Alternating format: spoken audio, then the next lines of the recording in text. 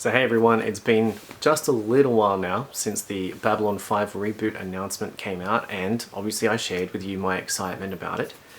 But what we found is that the Babylon 5 fandom is not immune from what other sci-fi fandoms have experienced recently, including Doctor Who, Star Trek and Star Wars, or how their franchises have been handled recently. Let's put it that way. Obviously Babylon 5 has a very large and passionate group of fans, and without anything new to talk about, we held the fandoms, we held the series as something almost quite sacred.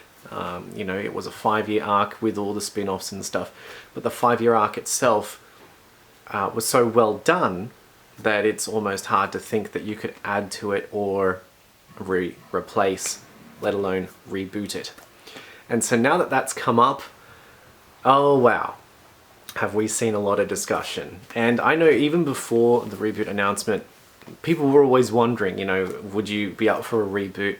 And the emphatic answer was usually no. Yeah, and usually with conditions. And so J. Michael Straczynski would have to be involved in it for anyone to kind of get on board. And now that that's happened, and that is the case of what we're now looking at, yeah, it's definitely divided the community. And so it's quite a shame that now we're seeing one of the really good Babylon 5 groups on Facebook that was used to be so enjoyable to see the discussions and things coming up there. Now it's just unfortunately degenerated into, I'm not up for this, I don't like the idea of a reboot.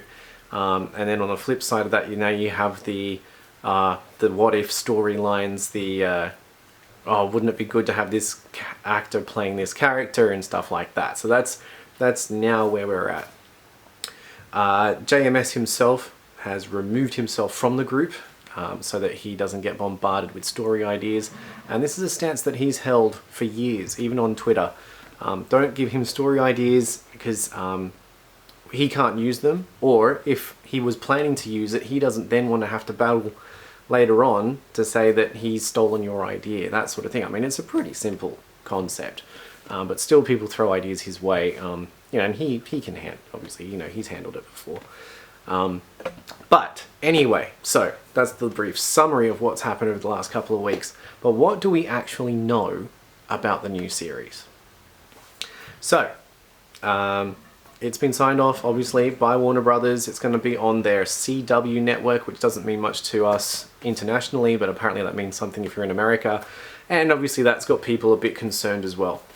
I don't know why. Hopefully it gets off the ground. JMS is currently nearly finished writing the pilot, and the title for it is simply Babylon 5 at the moment, which again makes sense. Back in 1993, the original pilot, the one with the different soundtrack and the alien sector zoo scene that was cut out of the later edited version. The version that didn't have Kosh mention Entelzar was simply called Babylon 5. Obviously later on it was retconned and given the title The Gathering, which is how we now know it.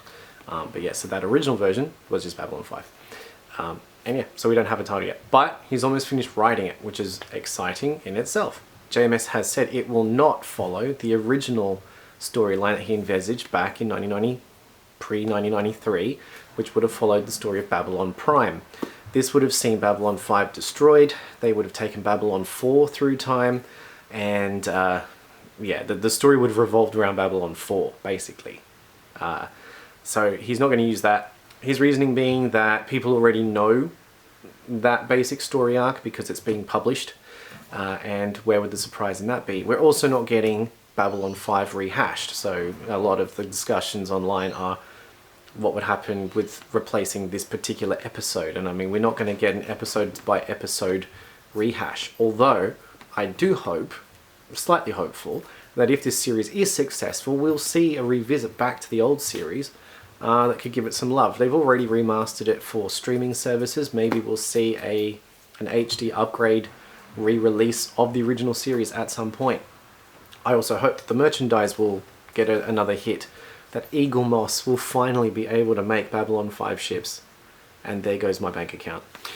But yeah, so there are a couple of things that we know. Anything else? Anything else is speculation regarding composers, actors, and all that kind of stuff. We don't know how many episodes per season we'll get.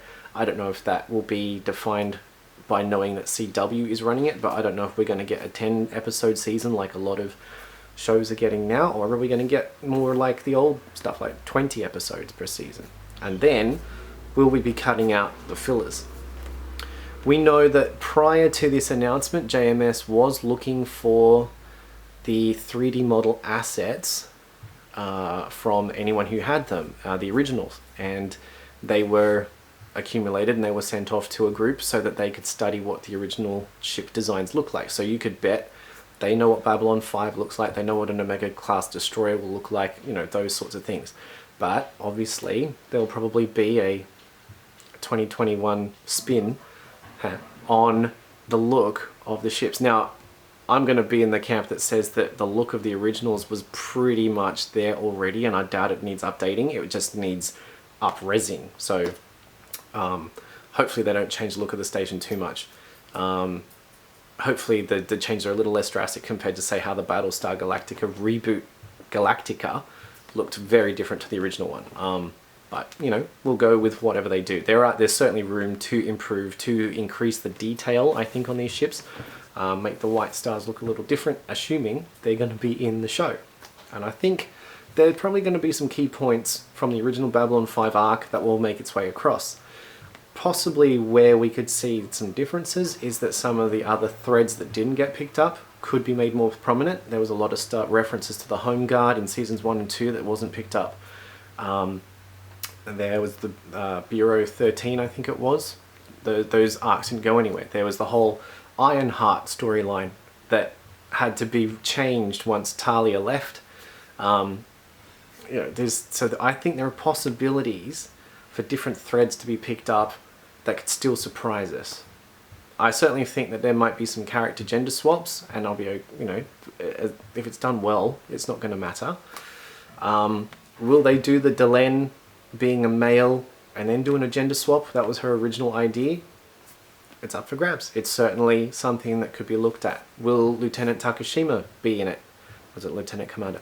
You know, will she be in it as a role and, you know, take a different arc? There's so many possibilities. As I said in my original reaction, so this is very much Battlestar Galactica, where they have the same premise. I think you're still probably going to have the Vorlons and the Shadows. You may still have the Earth Civil War. But just the way that we get there may be quite different. As in Battlestar Galactica, we were still on our search for Earth.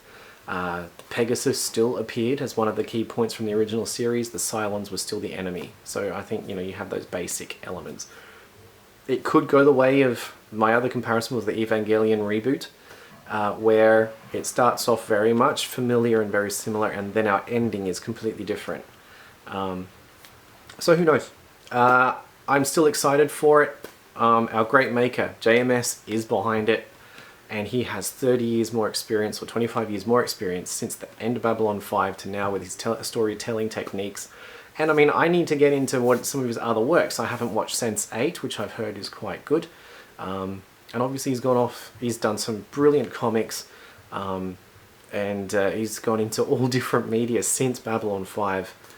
And I mean, what an amazing show that was that we got, which wasn't even following his original storyline, and yet we managed to get a 5-year arc, an amazing story that spanned so much, and it just did things so differently to what had come before, and it's paved the way for the sci-fi we have now. Can it do it again? Can it do it again without being compared to what we already have now? You know, I've seen some people saying that they don't want Babylon 5 to copy The Expanse, and I do love the respect that is out there in the sci-fi community, and that James S.A. Corey got on Twitter and said, come on guys, don't expect, I think it was something like, you know, you can't expect Picasso to copy the guys who draw doodles in the newspaper. And I mean, the respect that they have is really good. I've read a few articles lately where the Expanse writers call back to Babylon 5 being one of, you know, the show that kind of paved the way for what they do now, and it's coming sort of full circle. So yeah, I'm excited. I don't know if there's going to be a regular thing, me talking about Babylon 5, because I love my sci-fi and I could have been talking about anything else, but I really As you know, Babylon 5 is my favorite show. I've mentioned it before, and I think it's just good that we have now the opportunity to talk about new Babylon 5 and compare it to the old Babylon 5. Well, I'm watching reaction videos of people who've watched through the series and their takes and what they're getting out of it, and it's amazing. And one of my good friends, his partner, has watched it for the first time, and he's texting me like, oh my god, she got totally floored by what happened in this episode. I'd just love to be able to experience it again, not knowing what's coming, but I still get enjoyment out of experiencing it knowing what's coming. So anyway, that's enough from me. If you love the show, let me know. What do you want from this? Are you gonna watch it? Or are you one of those who's kind of be like, nah, I'm not into the reboot? And that's fine. That's fine. We have the original series. We can still enjoy that. I'll still keep enjoying it. But I'm excited for the new one and what Babylon 5 of the 21st century, or at least of 2021, can look like. Yeah, so keep following. If there's anything interesting to keep talking about, I will. I mean, I've still got stuff from the original show I've got to talk about. Maybe I can do some of that too. Maybe there's not enough people talking about Babylon 5 that this could be my little niche in amongst all the other stuff that I talk about, if you're interested. So yeah, that'll be it for now. That's a bit of a roundup of sort of what I've been, of what I've found out and what I've been reading about and what I'm excited about. And certainly, if you want to know this stuff, follow at Straczynski on Twitter. That's his outlet for releasing stuff. People are asking questions left, right, and center, and that's how I'm finding this stuff out. So yeah, stay informed, be informed, and yeah, I mean, speculation is good, but just fact check. That's the main thing we have to do in today's day, in today's world. So yeah, exciting stuff. I'll see you real soon.